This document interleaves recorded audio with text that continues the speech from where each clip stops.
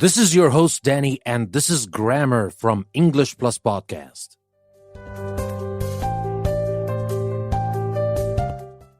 In today's episode, we're going to talk about the future time. How we talk about the future, the different ways, the different tenses we use to talk about the future, whether we use will, be going to, the future continuous, and we will also talk about the future progressive, the future perfect, and the future perfect progressive. Even though the future perfect and perfect progressive are not that commonly used, but we're going to mention them in this episode. Now, let me remind you that there are two links in the description of the episode. One will take you to my website, EnglishPlusPodcast.com. There you will have a chance to practice what you're learning.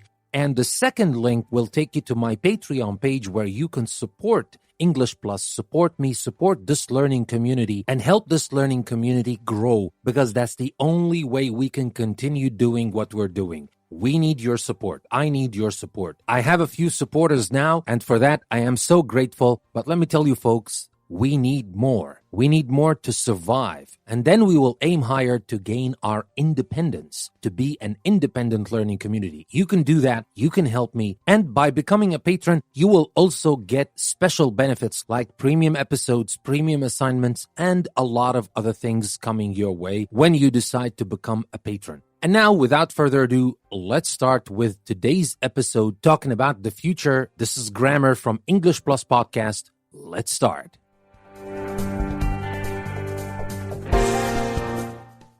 So first, let me start with a couple of sentences and consider it like a pretest. Something that you will need to test yourself, whether you know the answers to these questions or not. If you know all the answers, that's fine. You can still listen to this episode and learn a lot. But if you don't know where the mistakes in these sentences are, listening to this episode will definitely help you get to that point where you can pinpoint all the mistakes, fix them, and of course, you can start using the future tenses correctly to express exactly what you want to say. So let me start with the first sentence. What I want you to think about is whether those sentences are correct or incorrect. And if they are incorrect, try to correct them. Try to fix those sentences. Let me start with the first one. The storm will start after midnight. It is going to last through the morning. What do you think? Think about it.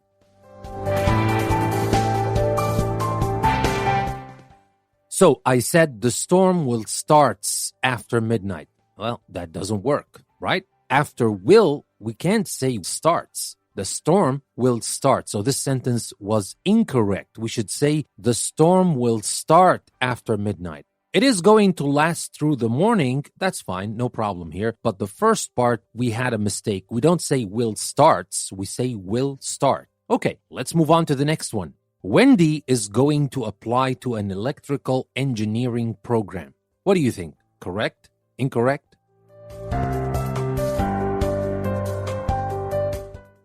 Well, for this one, it's correct. We don't need to change anything. Don't worry, we will talk about the whys and hows later in the episode, but for now, it's just a quick check for you to know whether you know about the future or you don't. So, that was correct. Let me move to the next one. Something's wrong. The lights won't turn on. The lights won't turn on. What do you think? Correct? Incorrect?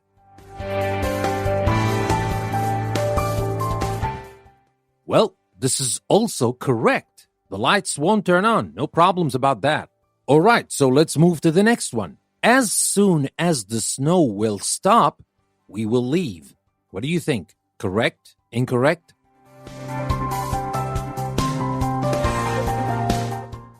This one is incorrect. We can't say as soon as the snow will stop. We should say as soon as the snow stops, we will leave. Again, let me remind you, we will talk about why, but I'm just checking your knowledge, right? Let me move to the next one. The train gets in at midnight tomorrow. The train gets in at midnight tomorrow. Is that future? Is that correct?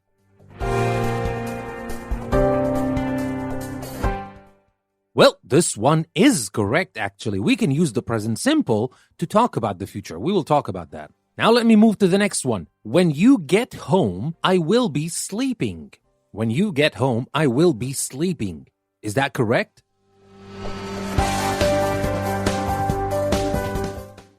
Well, this one is also correct. No problems about that. We can say it. When you get home, I will be sleeping. That's fine.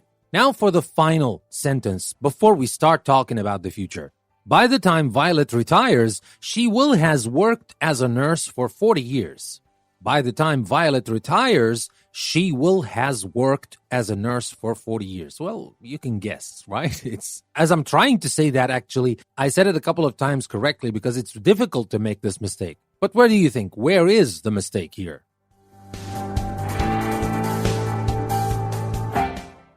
Well, obviously, we can't say she will has worked as a nurse. It doesn't work, right? It doesn't sound right. We should say she will have worked as a nurse for 40 years. Now, if you knew all the answers, that's great. But I can promise that you will learn new things anyway if you continue listening to this episode. But if you don't know some of the answers or even any of the answers, that's not a problem. That's what we're here to do. And that is exactly what I'm going to start doing as we're going to talk about the future time, the different ways we can use to talk about future in English. And we will start with the simple future, will and be going to. That's coming next.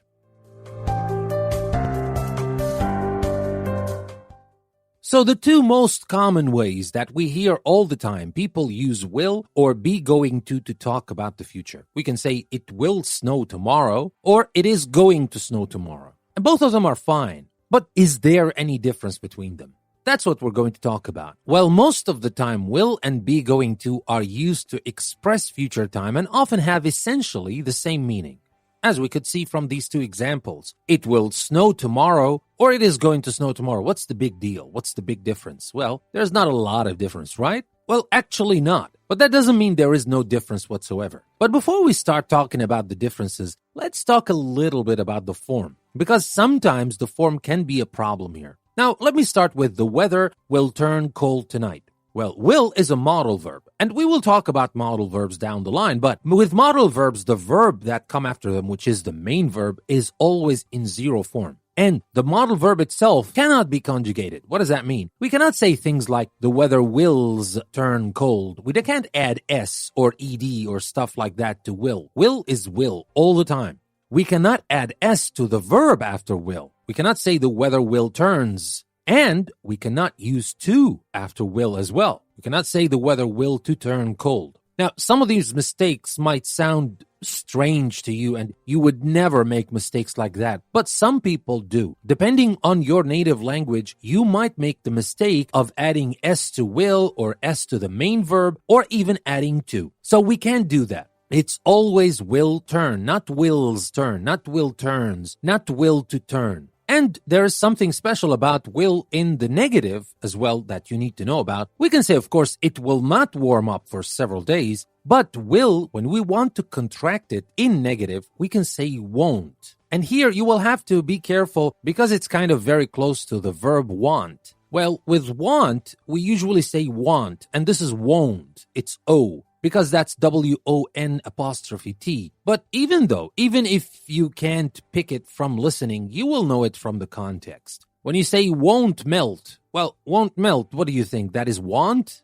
That is when I want something? I can't say I want melt. At least you will have to say I want to melt. I want to do something, all right? And we just said that will doesn't take to. So when you have to after want, even if you couldn't pick it right by listening to it, you will definitely know that this is not will not. This is want, okay? So here, this is not a big deal, but it is something that can get confusing at times. So we can say will not, obviously, if we want to use will in negative, but we can also use it, and actually people usually use it this way, won't. W-O-N''T as the contracted form of will not. And when we want to make questions, it's obvious. We just put will at the beginning. Will it be icy tomorrow? How will you get there? These are questions. And there's also something special about how we contract will itself, not will not, because that is 'L. So when we say it will be cold, we can say, of course, it will be cold, but we can say it'll be cold. Now, will is often contracted with pronouns in both speaking and informal writing, no problem. I'll, you'll, she'll, he'll, etc. But you wouldn't want to contract will with nouns in writing. Usually people do it in speaking and in informal writing, of course, but in formal writing, we don't usually do that. I'll give you an example. Tom will shovel the snow. That's the normal way to say it in writing. Definitely that's the way to go. But sometimes in speaking and in informal writing, people contract will here as well. They say, Tom will shovel. Tom will shovel. Well, Tom will shovel, what does that mean? Tom will shovel. But here we contract it. You can use that in spoken English, no problem. But in written English, try to steer clear from that. Don't use a lot of contractions anyway in your formal writing. Try to use full forms. That's a lot better, especially if it is formal writing. Well, in some cases, it is okay, no problem, especially if it is not that formal. But with nouns, don't do that. I'll give you another example. That will be strange. Well, that will be strange. In writing, go for the full form and say that will be strange. But when people talk about that, they usually contract it. They don't say that will be strange unless they're trying to stress the situation here or whatever. They usually say that'll be strange. That'll. Okay, so that'll here, what does that mean? That will. It's like that apostrophe LL. That's okay in spoken English, but it is not that okay in written English. All right? So that is about the form of will. The form of be going to is much easier because we have verb to be in present, obviously, whether it's am, is, or are, going to, and the verb after to is also zero form. Snow is going to continue all week. The roads are going to be icy. And here there is also an informal thing for going to, and that is gonna. People say snow's gonna continue all week. Gonna. I mean, you hear it all the time. People use it all the time. They don't say going to all the time. They say gonna. I'm gonna do this, I'm gonna do that. And that's fine. That's totally fine for speaking. But for writing, it is not okay. For writing, for written English, you will have to use going to. That's the full form. Unless it is informal writing. You can do whatever you want. Especially if you're texting someone, of course, you can say gonna. Actually, it's better to say gonna to save some space. But anyway, that is about be going to. And of course, for negative, we say I'm not going to do that. I'm not going to do this. And for questions, we put verb to be first. We say, is the storm going to be dangerous? Or something like that. So that will do it for the form of will and be going to. But now for the more important thing, and that is the difference between will and be going to. That's coming next.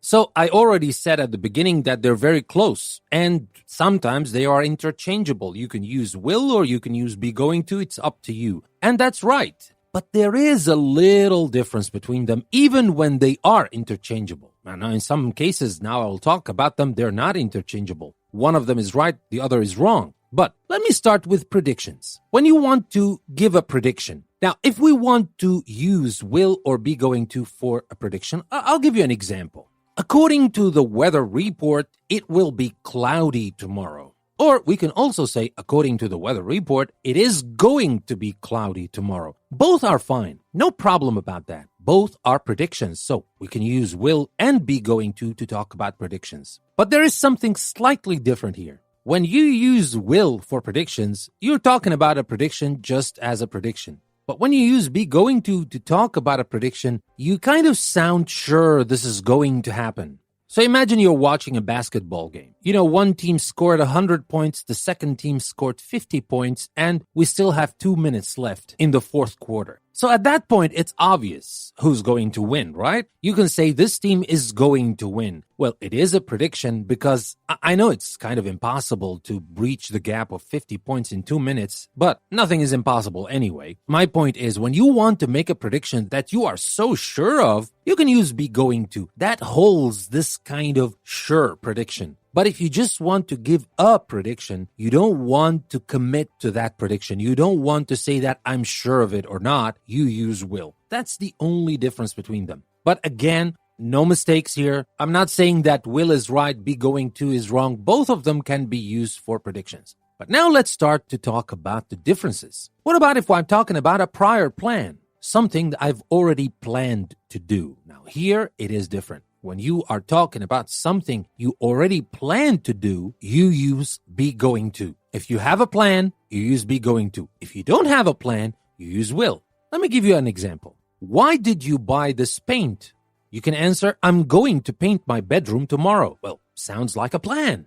Sounds like a plan you thought about earlier. You have not decided right now. You already bought the paint. Maybe you took a day off or something tomorrow because you have a plan. You are going to paint your bedroom tomorrow. So be going to is commonly used in speaking to express a prior plan, a plan made before the moment of speaking. But let me give you another example. Are you busy this evening? Well, I really don't have any plans. I'll eat dinner, of course, and then I'll probably watch TV for a little while. So here, you don't have a plan. You usually use will. But by the way, for this specific situation, you can also use be going to, even if you don't have a prior plan here, but you're just planning right now, right? So it's kind of hazy. This is the line between will and be going to, and this is actually possible. Here, I can still say, I'm going to eat dinner, of course, and then I'm probably going to watch TV for a little while. That's also fine. So here you ask me, why do we bother even learning about the difference between them? Well, it is up to you. Do you want to focus on the point that you have a plan, or you want to focus on the point that you don't have a plan? If you don't have a plan, you can use will. It's better to convey this meaning. If you have a plan, you're sure of it, everything is set, use be going to. But because we're talking about grammar, I have to say that in this example I gave you, either will or be going to is possible. Now, the speaker here has not planned her evening. She is predicting her evening. So predicting her evening, yes, she can use will or be going to. Both are fine. But we'll have to say again that will is more common. Will is, let me say here, more correct, grammatically correct. But just feel free, use whatever you want. But here we're still talking about those grounds that are kind of like both are fine and stuff like that. But what about a place or what about a situation where will is the only form that you want to use to talk about the future? That is when we talk about willingness. No plans, but I have just decided at the moment of speaking that I'm going to do that. For example, the phone's ringing. I'll get it. I'll get it. You didn't have plans before the phone rang that you will get it, unless it's a phone that you've been waiting for a long time. But even though, if I just say the phone is ringing and you just volunteered to do it, I will get it, you use will, because that is not a prediction. That is not a plan. That is a decision you make at the moment of speaking. That is to talk about your willingness to do this, your willingness, right? From will. So I'll get it. Here, will not be going to is used to express willingness or offer to help. In this case, will expresses a decision the speaker makes at the moment of speaking. You see something and you decide you're going to do this. You can't decide you're going to do this because that is an instantaneous decision, a decision you make at the moment of speaking. So you use will. You see somebody somewhere who needs help. You haven't met this person before, or maybe you met him, but you didn't plan your day that I'm going to work today. I'm going to meet this person. Then I'm going to help that person. You don't even know that this person needs help. But when you see this person and this person, he or she needs help, then you decide, I will help John or I will help Susan or whatever. Okay, so here, when you make decisions at the moment of speaking to express your willingness or as an offer to help, we use will. Now here, let me talk about something special for will not. Like when you say the car won't start, maybe the battery is dead. Well, here, what does that mean? The car won't start. Well, the car is a car, doesn't have plans or no plans or whatever, but is it a prediction? No, it won't start. I tried, it won't start. Well, here, will not and won't can express refusal with a person or with an inanimate object. I'll give you an example for a person. How old is Aunt Agnes? You can say, I don't know. She won't tell me. Well, she won't tell me. It's not about a prediction or something. Will not here or won't is used to express refusal. All right? So that is about be going to and will. But that's not everything. We still have more. By the way, let me remind you one more time. Don't forget to take the link in the description, go to my website and practice what we're learning because that's the only way you will really understand what we're talking about. And this will be part of your grammatical knowledge for a very long time if you practice. But next, we're going to talk about expressing the future in time clauses, which is a very important and a very common thing to do. That's coming next. Stay with us. We'll be right back.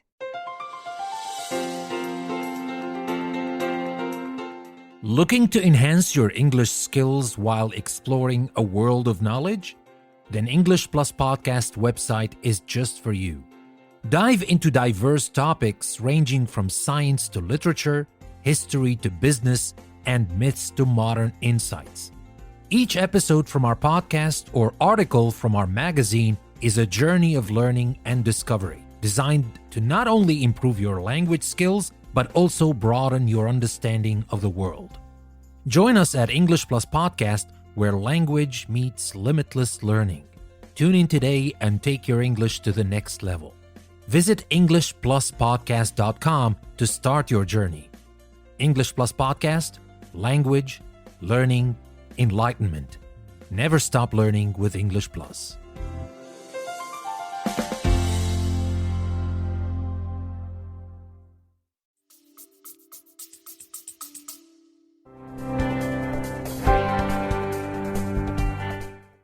So what do we mean by expressing the future in time clauses? Well, I'll give you examples. That's the best way, right, to know what we're talking about. Let me start with this one.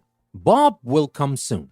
Okay, Bob will come soon. That's a prediction, fine. But now comes the time clause. When Bob comes, we will see him. Well, of course, this is obvious and there's no big meaning here. But when Bob comes, when we use these words, when, before, after, as soon as, until, these are adverbs we can use to create time clauses. Now, we're not talking about adverbial clauses yet. We will talk about them down the line in our grammar course. But for now, we're not going to focus on the idea of the clause, but we're just going to focus that this is a time clause, right? When, before, after, as soon as. And here we have two parts. We have the part with the time word, which is when or before or after, and then we have the result phrase, the second part. Now, forgive me now, I'm not going to talk about clauses. So I'm going to say the part with the time word and the other part, or the second part. So here, what do we need to know? We need to know about which tenses to use. Well, obviously, when Bob comes, that's not present simple.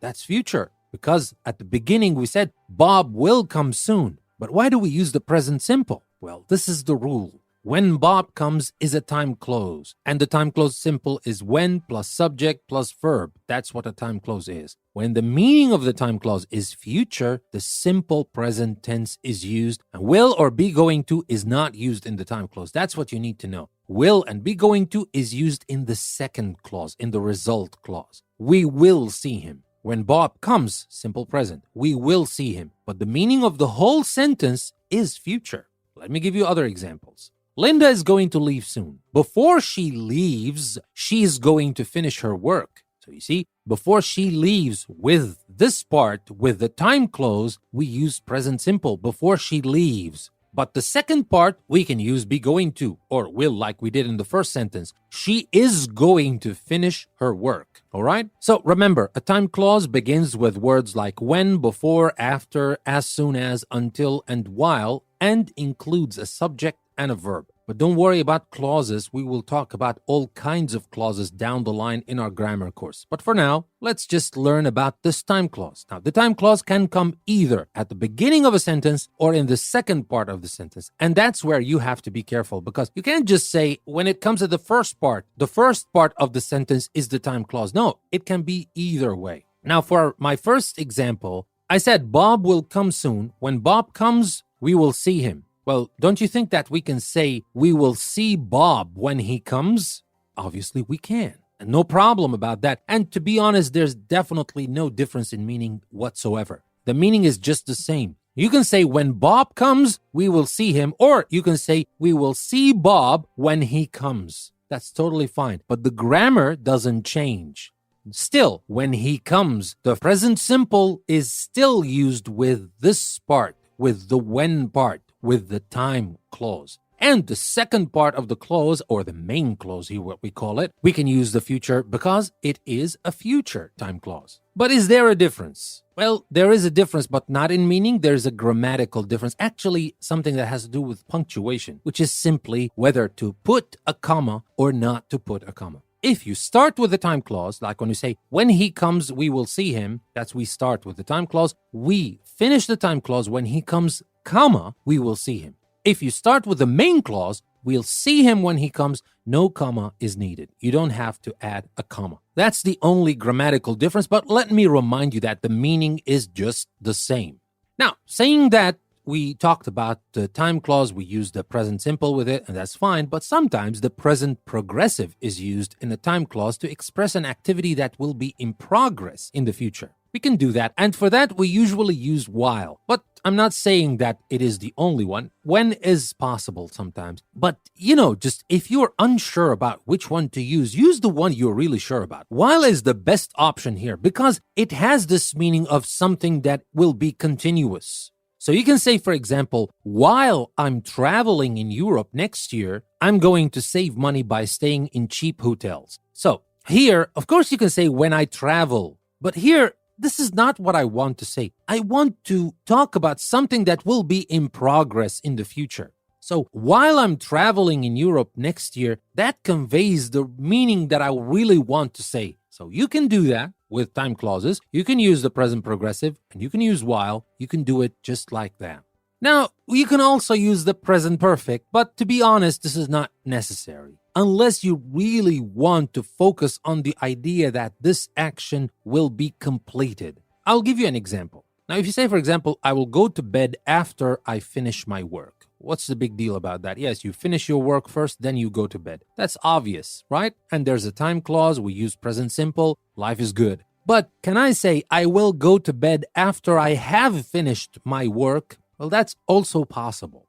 Occasionally, the present perfect is used in a time clause. And here, in those two examples I just gave you, the meaning is just the same. The only difference is that when you use the present perfect in the time clause, you emphasize the completion of one act before a second act occurs in the future. So here, when I finish my work, I will see you.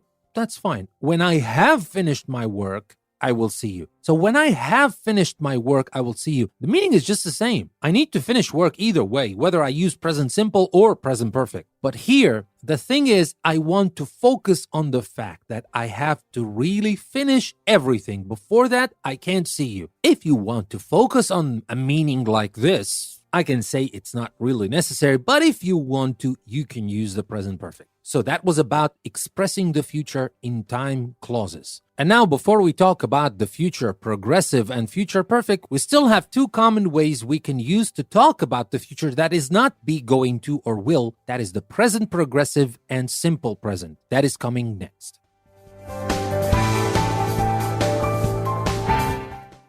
So, it's not always just will or be going to. We can use the present progressive, simply just the present progressive, and the meaning is future. Or even the simple present for the future. Now let me start with the present progressive. I'll give you an example. My wife has an appointment with a doctor. She is seeing Dr. North next Tuesday. Well, we use the present progressive here to talk about next Tuesday. So the present progressive is not to talk about the present right now, what's happening at the moment. It's for next Tuesday. Can we do that? Yes, we can. The present progressive may be used to express future time when the idea of the sentence concerned a planned event or definite intention. Now you're going to tell me, why don't we say she's going to see Dr. North next Tuesday? Well, we can. Obviously, yes, you can say she is going to see Dr. North next Tuesday. Is there a difference? Not really. There's no difference, with the exception of one slight difference. Both of them are talking about plans, obviously. Something that is planned. Now here, of course, we don't use the present progressive to talk about predictions. We're talking about plans. But the one step further, and that is the real difference between present progressive and be going to, is that the present progressive is an arrangement. Is something like an appointment. An appointment, you talk to the doctor, and the doctor is expecting you on Tuesday, and you're going there, definitely going there because you have an appointment. So that is an arrangement between the two parties. Be going to is a plan you have in your mind, but it doesn't necessarily have to be arranged with other parties. That's kind of hazy. To be honest, that's kind of advanced. And it's a little bit like those boring grammarians talking about the differences between this one and that one, whatever. It's not a big deal. You can use be going to or present progressive. Just keep in mind, if you really want to focus on the idea that everything is arranged, everything is set, you can use the present progressive to focus on that idea, or just use be going to. You can use it for any kind of plan you have for the future. So that brings me to a question. How can we tell if the sentence is in the future or in the present continuous? Well, in this example I just gave you, it's obvious because next Tuesday. There is a future expression here, next Tuesday, next year, etc. So it's obvious, it's in the future. Yes, but it's not there all the time. Sometimes the future meaning is embedded. People understand it and they don't have to always use a future word or future time words in the sentence with the present continuous just to make sure people understand the difference. People will understand. I'll give you an example. What are you going to do this afternoon? Well, I'm already asking you about the future. Well, you can say, after lunch, I'm meeting a friend of mine. We're going to the mall. Would you like to come along? So here in the continuation or in the answer, actually, we don't have to say this afternoon. You can simply use the present continuous. The meaning is future, and both the speaker and listener understand that this is about the future. So when the future meaning is embedded, sometimes even without a question, because here you might say, yeah, but it was in the question this afternoon. That's right. But sometimes when you talk to a person, especially in speaking, and both of you understand that you're talking about the future, you don't have to add a future word every now and then just to remind me, I'm talking about the future. I'm talking about the future. You don't have to do that. Even if you choose the present progressive, people will understand that you are talking about the future. All right. So that was one more way we can use to talk about the future. There is another way, and that is the simple present. Well, the simple present might sound a little bit awkward in the future. Well, the simple present, we're talking about something that happens habitually, happens all the time. It is something eternal, like the sun shines, but how do we use it for the future? Well, we can, but it has a very specific use. We use the simple present to talk about definite schedules or timetables.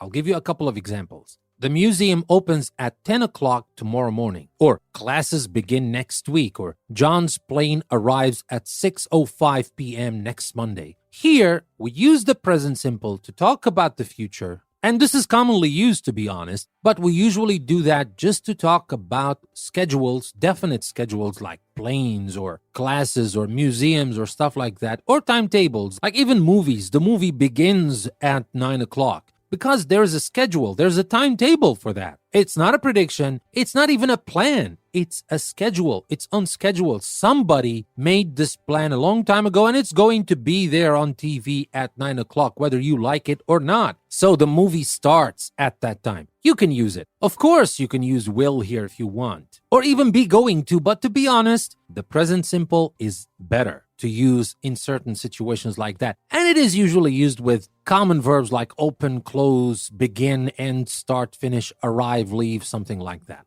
All right? So that was about using present progressive and present simple to talk about the future. That leaves me with two last points, or two more ways to talk about the future. That is when we want to talk about the future progressive and the future perfect and perfect progressive. That's coming next. Stay with us. We'll be right back. Unlock the marvels of mycology and take a journey of deep discovery into the divine. LordofSpore.com has 21 unique varieties of magic mushroom spores that will open doors you never knew existed. From the shamanic rituals of 10,000-year-old tribes, to Plato, Socrates, the Dionysian mysteries, and even early Christianity, entheogens have been the key to unlocking the secrets of the infinite realm that we are all part of, offering us mere mortals a glimpse into the sacred meaning of everything we see, and everything we don't. Join us on our journey. It starts with a few microscopic mushroom spores, and it grows into a network across time and space, connecting us all to infinity and beyond.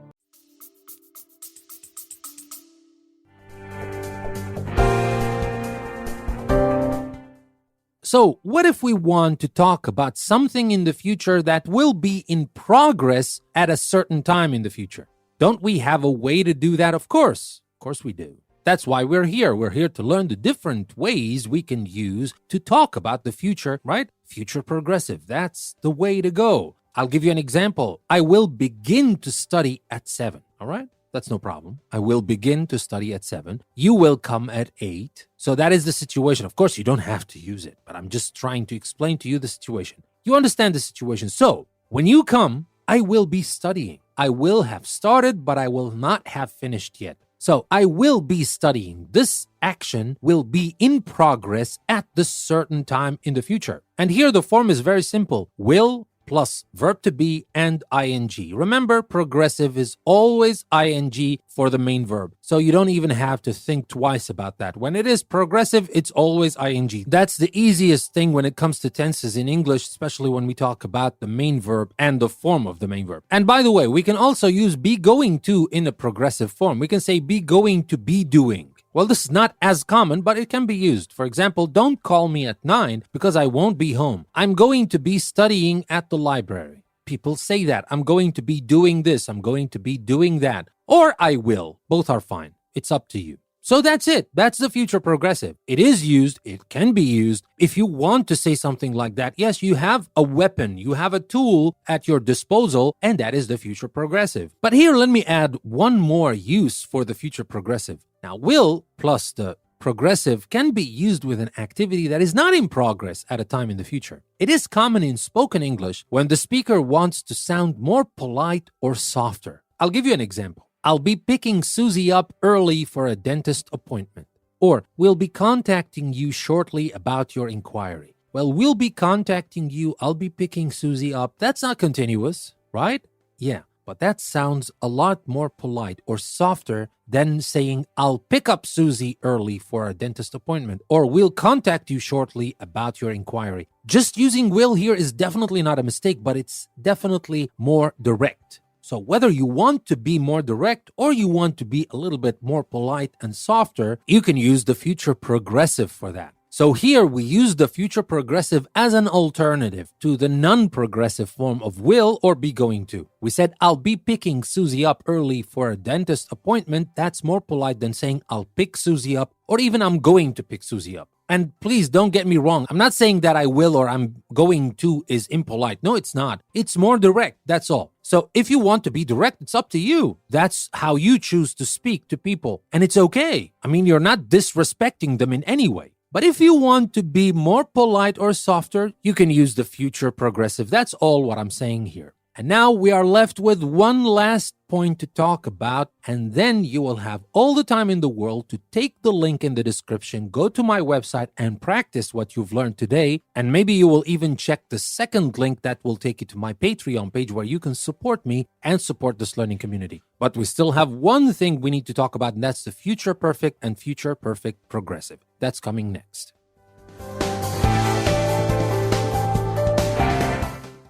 So, the future perfect, let me start with that. I'll just explain the setting for you. I will graduate in June. I will see you in July. All right. So, by the time I see you, I will have graduated. This thing will have happened.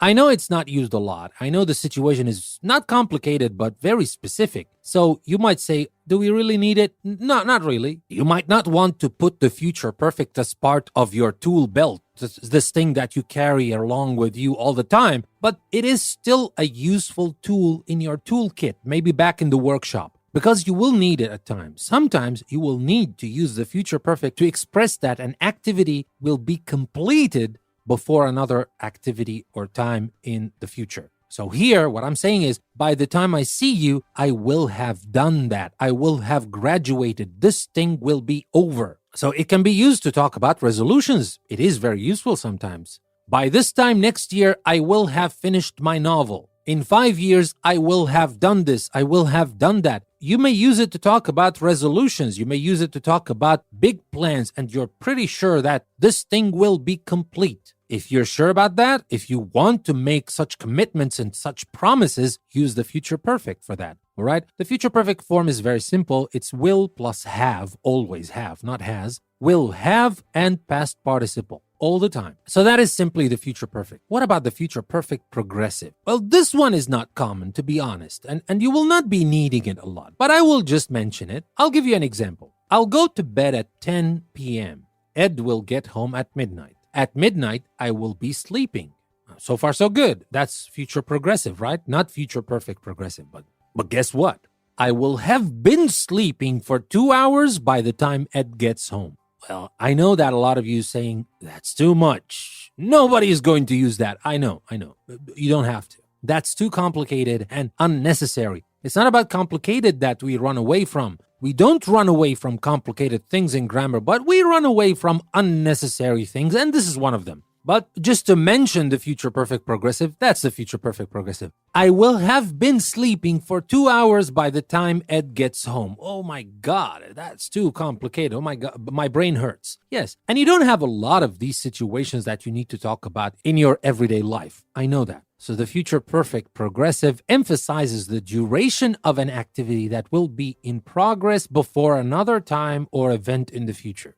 Now, just one last thing. Sometimes the future perfect and future perfect progressive have the same meaning. Like if we say when Professor Jones retires next month, he will have taught for 45 years, which is the way to go, to be honest. Most people do that. Or because here it is in the future and it will have been happening for a long time, you can say he will have been teaching for 45 years. But to be honest, it is rarely used. If we want to use that, we use the future perfect. The future perfect is used in some cases. Maybe don't keep it too close. You don't want to use it every time you want to talk about the future, but don't forget about it. Don't forget about the future perfect because it is useful in a lot of situations. But the future perfect progressive, I hope you understand it from what I said, but maybe that's about it. You're not going to need it for the rest of your lives. And if you do, it is not going to be a big deal if you choose something else instead. I'm sorry, I shouldn't say that. I should say, no, it's important and everything. Yes, it is important, but to be honest, nobody uses it.